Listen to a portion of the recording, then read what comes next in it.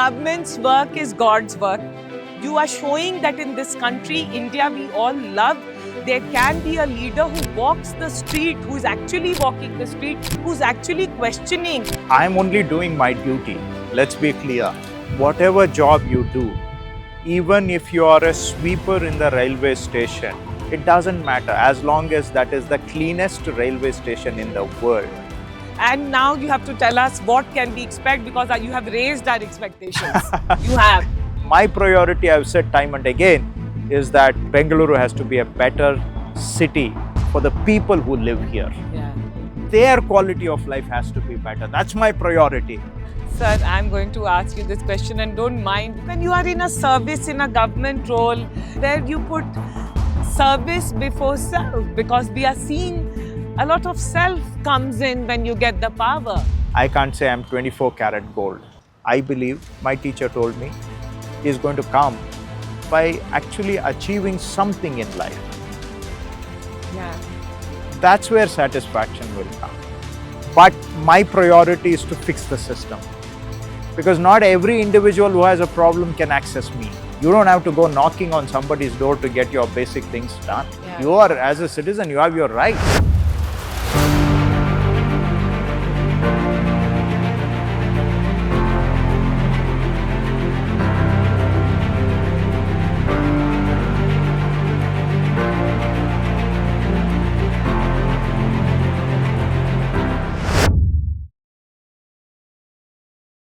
I'm here in Bengaluru and see what's written above. Government's work is God's work. And he's making that happen, and it feels like someone who is our own. Before we get into the interview and talking to him, I have to say that first time I had interviewed, I was just looking while coming here, was 9.5 years ago. That time he was the agriculture minister. And first time, before anyone spoke about millet, he did, before it was popular. And so that 13 years, 4 years before, he was also working with farmers and everyone to do this. So he's done all those things. So it's not new. So when I heard this, it didn't come as a surprise, but I'm so honored, so happy and genuinely excited. I talked to Mr. Krishna Byre Gowda. Sir, tell us how you are shaking the whole city. Well, we are trying. First of all, we are trying. Secondly, it's about hope. Urban agglomerations like Bangalore, you can't allow people to have a sense that there is no hope. Yeah. So you need to induce positivity. You need to make people believe that, yes, something positive can come out of it.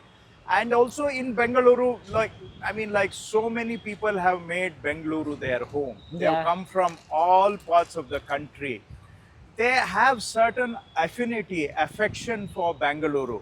But along with that, we need to build ownership of Bengaluru also. And I think when they see that, something is happening, some change is happening, I think people are, quite happy. At one level, they're quite happy. And I hope that happiness will convert into collaboration, because government alone, one or two individuals alone cannot bring about any meaningful change. It's ultimately going to come when people join hands. So ultimately, if something has to happen in Bangalore, it will be only with the help of the people. And I hope,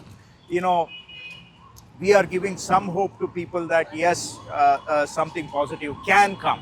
Our cities can get better, and quality of life in cities can improve. Today, we can say we have an example in you. And honestly, that's a very, very big encouragement. And I think about the 20-year-olds, 15-year-olds who just say, ki kya ho raha hai, you're there.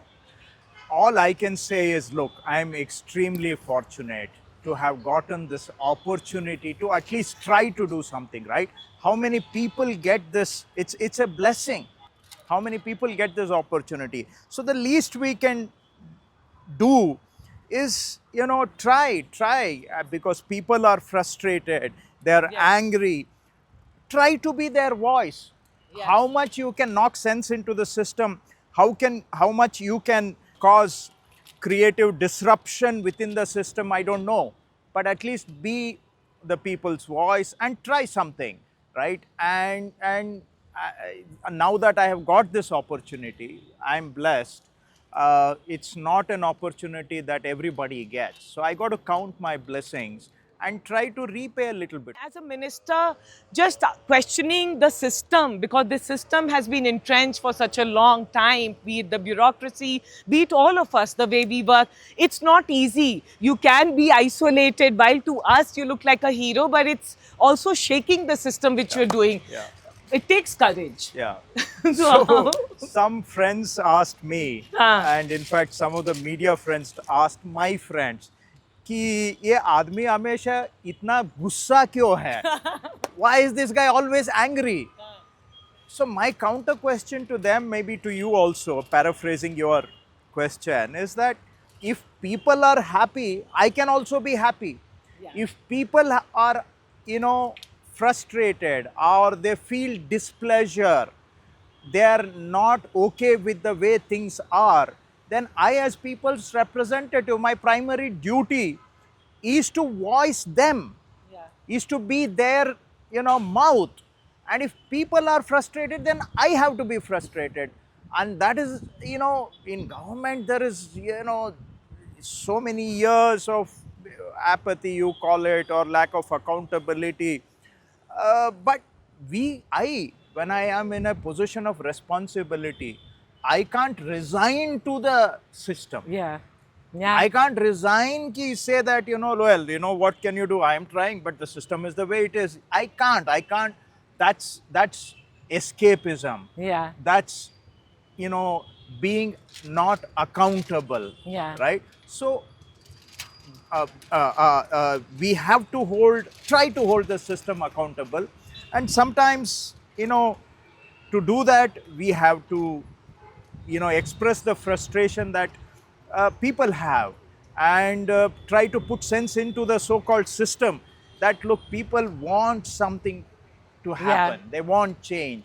So that's what we are trying to do, that within the system, it's not easy, but because someday you wake up and start asking some, really awkward questions to people, obviously they're not going to be happy. But over the years, I found that there are enough good people in the system also. When given a call, when given the environment, when given the right motivation, they do respond. There are people. Otherwise, I alone cannot do anything unless, there are 50% good people, then there are another 20% who, with persuasion, right, can do something better. So we need to count on them, and we need to take them along, and so that, ultimately the people whom we are supposedly serving get something out of this. It takes someone to get up and do this, because so many people, because of the garbage that you are getting cleared, footpaths, and the compassionate way which you are doing, it's possible. You're showing it's possible, and many people who have suffered can now at least look forward to with hope. So I'm putting the pressure on you even more to tell us what can we expect. Before we move to that question you asked, I'm only doing my duty. Let's be clear, right?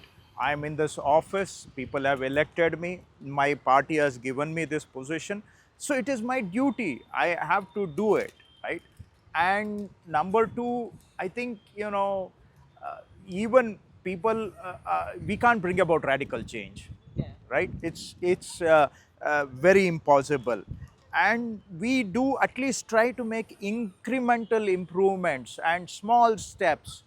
And, given the situation, I think there is a lot of positive response for the small steps you take also. Yes. And ultimately, if people start believing that, yes, something positive can come out, maybe with people's support, you can do something more also, just a little bit more than the incremental. And collectively, if all stakeholders come together, then probably it becomes a substantial improvement. So it depends on a lot of things, but at least even let us say I'm an individual, but at my level, if I start an small step, incremental change, and maybe some people will join hand, and if everybody tries, then it becomes something substantial, hopefully. You are doing the God's work definitely for this.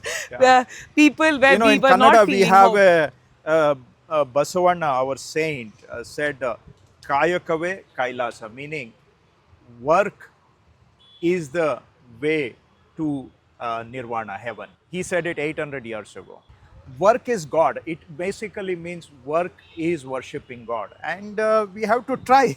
All these are very lofty. If you continue, you will go to Nirvana, and maybe we will feel a little bit of No, look, Nirvana. I told you long ago. Ultimately, I need to feel good about the Yeah, work I do, yes, yes. right? Oh, yes, he had told, this is 10 years back, that I don't care about the appreciation or criticism. What matters to me is that every day when I get up, am I satisfied Yeah. that I did my job? This is 10 years Or at back. least I tried. Yes, yes. I tried. Yes. So, what is in my capacity to get up every day and try whatever best I can, right? Because in public life, there are always ups and downs. Yes. There are good moments, and there are, you fall, you trip, and you make errors, you make compromises. But all things considered, ultimately you have to feel good about yourself and the work you are doing.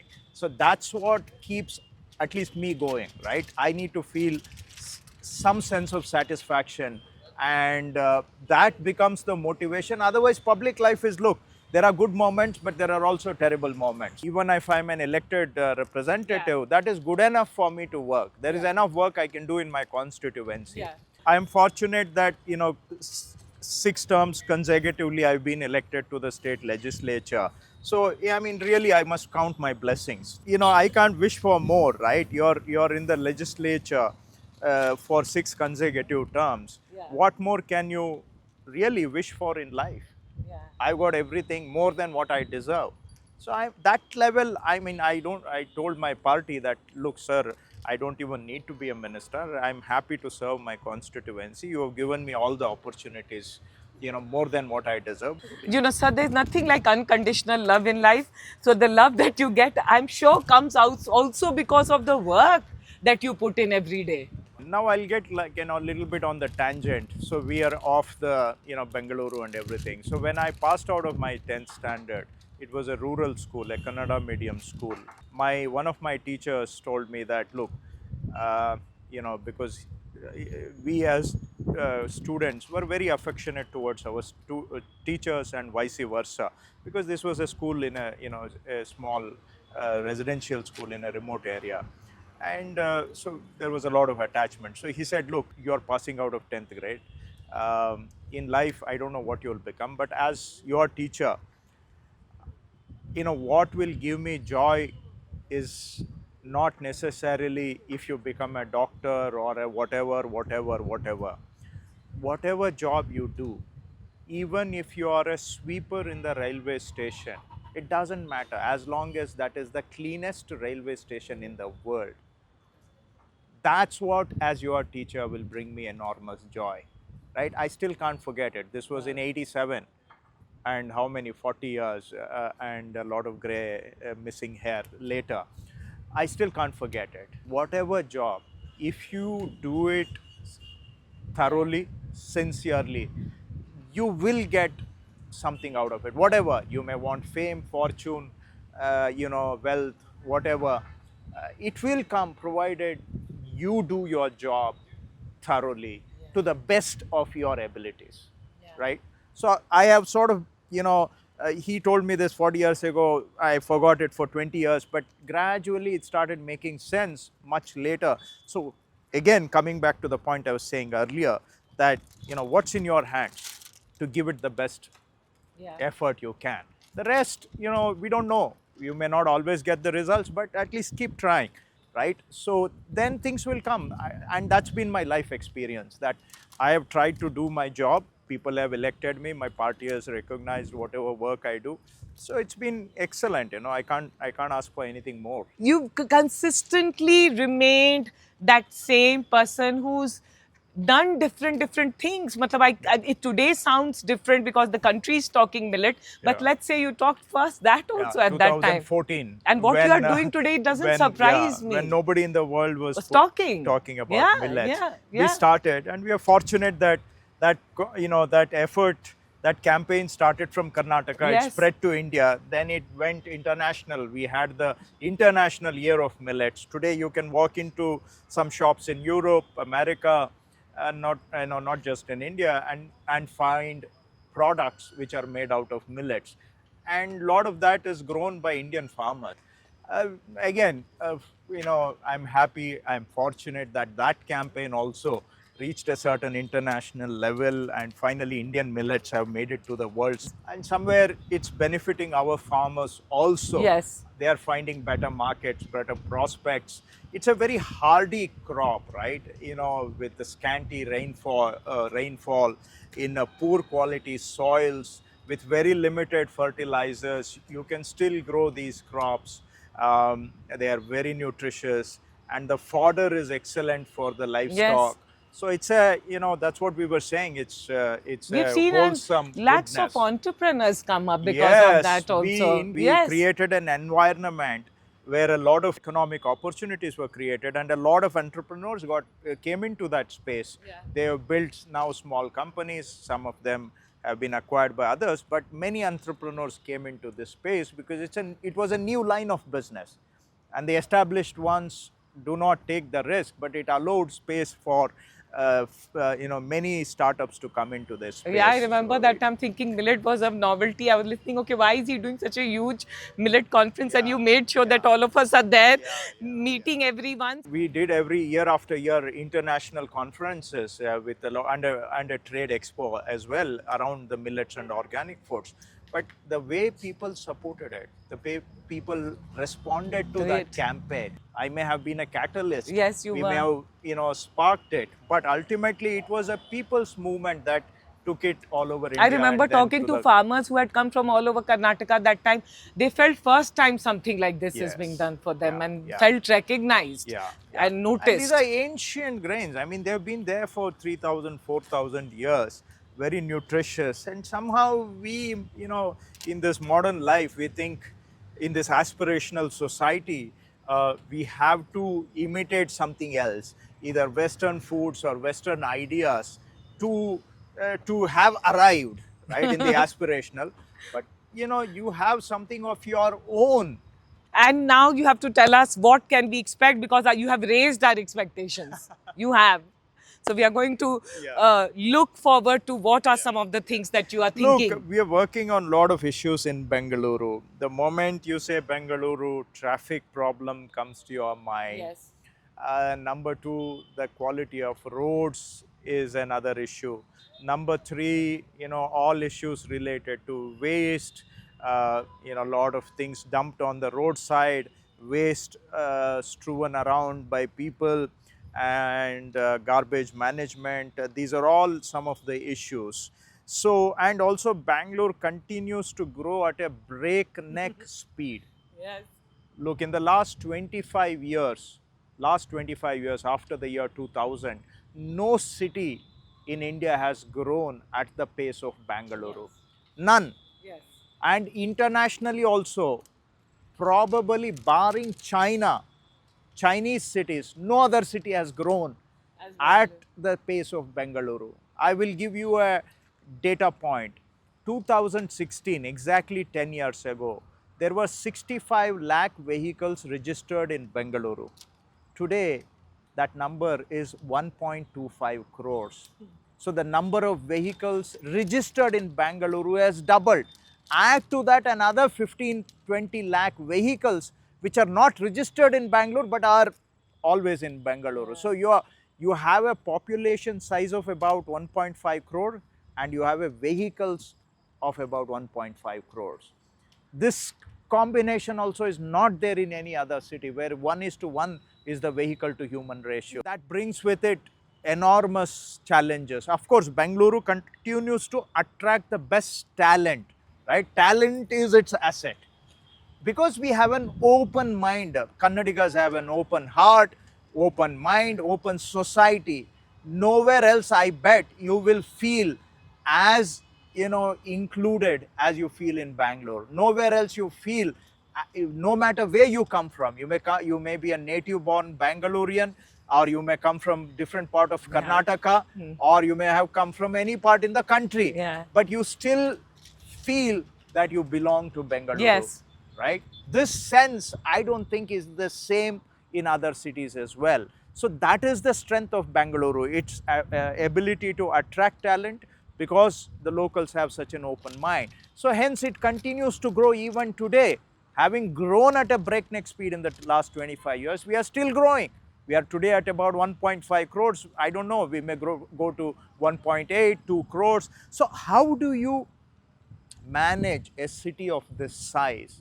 How do you make sure that their quality of life, day-to-day life improves? So that is the challenge. So when you want to tackle that, you have the traffic problem, you have the road problem, you have the garbage problem, then water, sewage, all those. So these are the issues that we are trying to work. My chief minister, he was in charge of Bengaluru for the last 3 years. So he has put in place a roadmap for the next 5 to 10 years, where ultimately we will be able to solve the traffic problem. We are going to increase eventually the metro network in Bengaluru to almost 500 kilometers. Right? In the next 2 to 3 years, we want to put another 4,500 buses, public transport buses in Bengaluru. And over the next 5 to 8 years, we want to build 400 kilometers of suburban rail in Bengaluru, about 250 to 300 kilometers suburban rail. So in addition to all these mass transit solutions, we will also have elevated road networks of about 150 kilometers, integrated with 2 north, south, east, west tunnel corridors. So with all these, this will start, all of them are starting now, but they will take 2 years, 4 years, 5 years, maybe 8 years, 10 years. The goal we have is Bengaluru's 500th anniversary is coming up in the year 2037. So Bengaluru at 500, that's the vision we have. So we want to make sure that, of course, we are not going to wait till 2037, but we make steady improvements and we work towards 2037. So when Bengaluru reaches 500 years, we really have a far better city.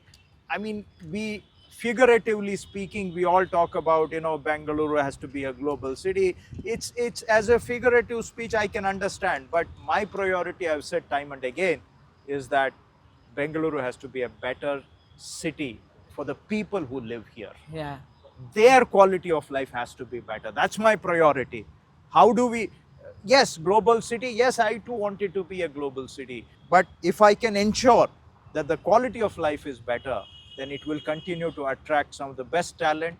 And as long as talent comes in and the city quality of life is good, then Bengaluru will automatically be a global city. Sir, are you planning with all this to have some sort of a dashboard or something which citizens can also see what changes are happening? Yeah. What are you planning to do? Yeah. Something like that? We have to have very effective citizen interfaces, right? We have a tool, but we are revamping it to make it more dynamic, right?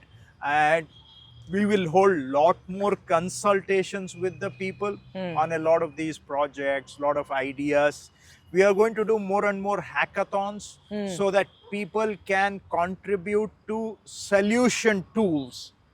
Right? We have tools, not that we don't, but I'm sure those tools can be improved so that the connect between the citizens and the governance administration improves, right? Yeah. So yes, we have enormous talent pool in Bengaluru. A lot of people ask this question, look, we provide solutions to the whole world. Why can't we be part of the solutions to our own problems in Bengaluru? So yes, we will engage very closely with the civil society, because I believe Bangalore has the most active civil society in the country, right? Yes. They are very vocal. Yes. They are very vocal. Most often they are only criticizing, but nevertheless, we have a very active citizenry and we must engage with them. But we didn't have someone like you not to criticize, so will not be that critical, because it is like look, I said, you need what that. goes around comes But around. as a society, we need something to really look, without the filters. Now that we are seeing it, we are having this conversation. And so what you are saying is that there will be a sort of very regular engagement with the civil society, and you'll also have things that people can monitor, watch and know what is happening. I've already published the metro completion dates for the next 2 years, and not just inside the administration, but I have also committed to the people. Now I have to, put myself to the task of chasing so that I meet those deadlines. Yeah. Otherwise, my credibility is at stake. Having spoken publicly, now I have to find a way of delivering. If I have to deliver, my administration has to work. So there is a chain, yes, but we have to make ourselves accountable for ultimately something to happen. Yeah. It has to be, look, if we have to be a really good city, we have to be culturally vibrant. Yes. We have to nurture arts, culture, and we have to produce sporting talent, right? Not just tech talent, not Yeah. just, earning dollars. We need to be known for our arts, we need to be known for our culture, and particularly we have to make it a great place for children to grow up, Yeah. right? And grow up meaning not just we produce graduates, but we really produce quality people to look at a 360-degree view. Yeah. So that's, it's easily spoken than done. It's a lot more challenging. But if you ask me, I mean, what's your aspiration? I want Bengaluru to be a truly, remarkable city. And as a country today, India, we are at a very interesting point with the way the world is moving, the geopolitics, the way things are happening, and again, urbanization, localization, Yeah. globalization, all these words that are becoming prominent. What's the vision for India? What are you thinking about us as a country right now, and where we are heading and where we should be heading? Look, the number one challenge that continues in our country is employment, right? Yeah. Livelihoods. We are still struggling. What is our pathway to ensure that people have a meaningful access to livelihoods? Yes. Or rather, access to meaningful livelihoods. This is the biggest challenge. I can easily also say that, look, we should become a middle income country or a middle class country, but more important than that, more basic is access to meaningful livelihoods. And today people are struggling. There are not enough livelihoods. In my view, that's the biggest challenge, and that's the task. I don't know. I don't really have. I work, I'm a frog in a well. I work in, though Bengaluru is a global city, but I'm still. That's a very deep well you work in. Yeah, exactly. So I'm a frog in a well. So I cannot, I do not claim to have a national perspective, but somehow we have to put ourselves to the task of finding a solution to make sure that people have access to meaningful livelihoods. Without that, every other aspiration will only be an aspiration.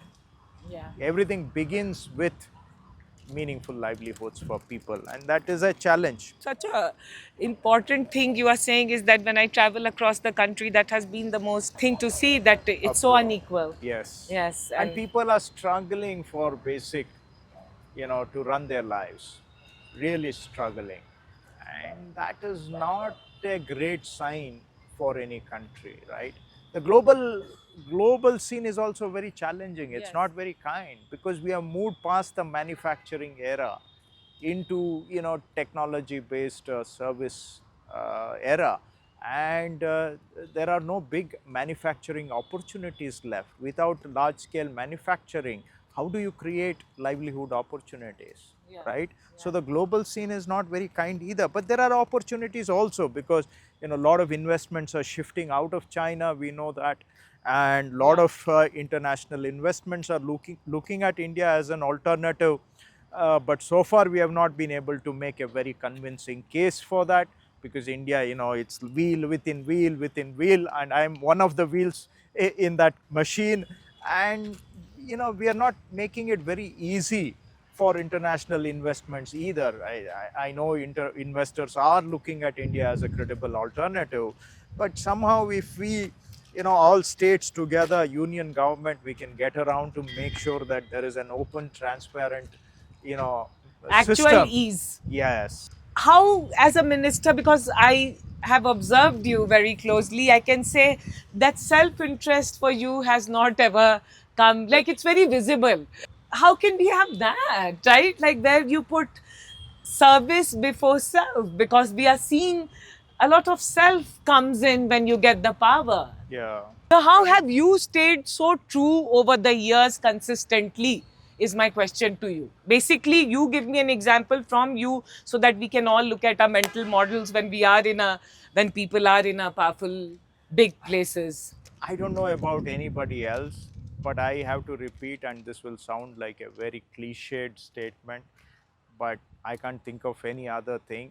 Look, I'm really blessed to have got this opportunity.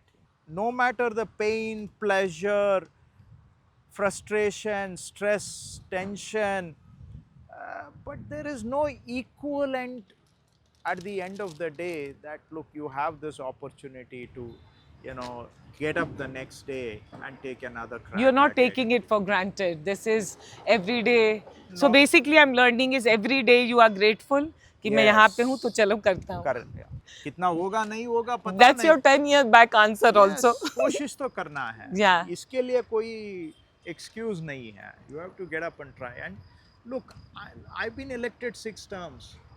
Not everybody has voted for me. I've also been once or twice elected with a thin margin, right? But still, I'm elected. I'm Yes. elected by the people. People have given me this chance, Yeah. this opportunity. So somewhere people believe me or have faith in me or No, they love you. like me. Yeah. Something that counts for something, Yes. Yes. right? And you have to try to, do something when they have given you this, when they have trusted you and given you. So you have to try to retain their trust also. I don't know. This is the way I look. Don't you look I at know like I none have of to it make sounds very eloquent. millionaire, I have to become a millionaire, billionaire or whatever, make Look, lots of money. politics, let me be, Shradha, very also be honest. Politics doesn't work without money, right? I can't say I'm 24 karat gold, right? I'm not some, we are all living in the practical world and we have to live. But having said that, I mean, we have to fight elections, and you know how elections are fought. Everybody knows, right? Who am I trying to fool, right? Am I trying to fool myself? So we all know the reality. But that aside, if you have the somewhat support, you call it, or love or affection of the people, in front of that, all other things are really do not measure up. I need to have a comfortable life. You know, I don't have kids. I have brothers, sisters, and they're all comfortable, right? And we need to have a comfortable life. Once you have that, I mean, look, satisfaction in life, I believe, my teacher told me, is going to come by actually achieving something in life. Yeah. That's where satisfaction will come. ये पैसा, ये fame, झंझट में, I don't know, I'm not really sure. I know they are required, but that I'm not sure is ultimately going to bring you satisfaction. You need to feel good about yourself. I think maybe I'm a little old school, I don't know. But you need, if you achieve something in life, that brings you ultimately happiness. And the satisfaction, like you are getting things done. The scale at which you are able to work, the scale at which you are able to impact, I mean, that counts for something. We are very grateful, sir. And my question, last 10 years back when I had interviewed you, you had some gray, but you had some black hair also. Though Completely grey so now. 10 has happened, though mine is black only. Well, yours is pitch black. No, not Mine pitch is not only grey, but fortunate that few hair are left. 10 years ago, I had a healthy amount of hair. Now, maybe next time we meet, forget your grey hair. I hope there is hair. No. Because in this job, I'm not, the hair are falling like a no man's business, right? So when we meet next time, I'll be happy again if I have any hair left at all at this rate. No, but for hair, I have to say you are getting fitter. You look fitter than 10 years back. You were always the fit guy. So again, for people and especially in Bengaluru, now that we are here in Bengaluru and for everyone in the country, we say, oh my God, we have such a stressful life. We cannot do anything. My life is so hell. I'm not rich. I don't have a gym. Like I also give those excuses. You don't know how tough it is. You are showing, you're leading by example. You lead a very hectic life. You are running on the streets. You're doing things. Aap kya karte hai to just be? Because I think that with age and time, I'm also realizing there's a lot of merit to having certain practice. So your problem statement and your question both are actually connected in terms of the solution. Yes, you have a very hectic life, you have a very stressful life. How do you maintain all this? For me, it is, you know, if I want to get rid of the stress, the tension, best thing to do is do some exercise. So you do that every day? Really, my tension level comes down. My stress goes down. My life becomes more manageable. If I don't do exercise, then, you know, the short temper, my temper will be at the tip of my nose and I don't know who all I will blow up on, right? I'll bite you like a mad dog for no reason, right? So if I want to be better at my job, right, because I need to be calm, I need to talk to people, I need to understand them and not be tense, not be stressed out, then for me the big part of the solution is through exercise. Okay. Misfit in politics. Huh? Misfit. No, please continue being the misfit. Please be the misfit and make things what you are making, like the way you are making things happen. Because after a long time, I'm speaking as the citizen, as the person living here for the last 17 years, that there is a change and we are also very hopeful, sir, because of you. And second thing is that for all of us, and like we talked about the kids and the next generation, there's someone to look up to. I hope so. I hope, because younger generation is very important, because otherwise they feel disconnected from what is happening around them, and that sense of hopelessness is not good for our society. Not good for them, but not good for our own society. So we need to, like, you know, really bring them into the conversation, bring them into the society. We need to make sure that they are connected with our society. But my priority is to fix the system, because not every individual who has a problem can access me. So ultimately, if you improve the system, that the benefit will flow to everybody. Whether you know me, you don't know me, or you have access, doesn't have access, every normal person should, you know, get better services. And that is possible only when you fix the system. So my priority, more than, you know, addressing individual issues and grievances, is how do we make the system work better so that people's issues are addressed without somebody like me intervening in the process. Without my requirement, the system should function better so that people get what they have a right to get, what they deserve to get. So then that means that people can reach out to the system you are making across the state. So, and their problem should be addressed automatically. Why should they reach out to somebody in the position of authority to get their basic work done? I mean, that's how governance is supposed to work, that you don't have to go knocking on somebody's door to get your basic things done. As a citizen, you have your rights. You're entitled to basic things in life. So to all of us, I don't have to say much. We have seen it and we are all very sharp, intelligent people here in Bengaluru, in India. Today, we are seeing things around, and this was a story I was very, very keen to bring out. Thank you so much, sir. What an honor talking to you. Thank you. Enjoy talking to you, Shradha. Really good to connect after years.